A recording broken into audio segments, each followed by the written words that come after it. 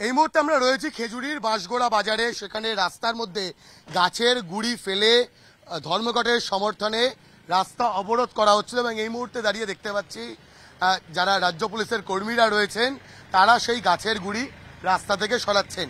সকাল থেকে দফায় দফায় বন্ধের সমর্থনকারীদের সঙ্গে পুলিশের যে বচসা, সেই বচসার ছবি যেমন ধরা পড়েছে।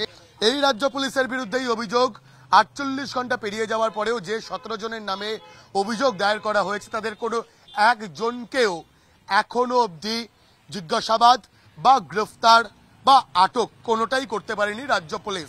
অন্যদিকে দাঁড়িয়ে যে দুজনের মৃত্যু হয়েছে, যে মৃত্যুর প্রতিবাদে এই ধর্মঘট, তাদের মৃত্যুর কারণ হিসাবে পুলিশের তরফ থেকে বারবার বিদ্যুৎস্পৃষ্ট হওয়ার যে তথ্য, সেই তথ্য সামনে আনার চেষ্টা করা হয়েছে, যেটা পরিবার একেবারে নস্যাৎ করে দিয়েছে। আর এই মুহূর্তে দাঁড়িয়ে বাঁশগোড়া বাজারে রাস্তায় যে গাছের গুড়ি ফেলে অবরোধ করা হয়েছিল 12 ঘন্টার খেজুরি বন্ধের সমর্থনে, সেই গাছের গুড়ি সরানো হচ্ছে। এখানে পুলিশের তরফ থেকে রাস্তা খালি করে দেওয়ার যে কাজ, সেই কাজ চালানো হচ্ছে। তবে বারবার রাজ্য পুলিশের ভূমিকা প্রশ্নের মুখে।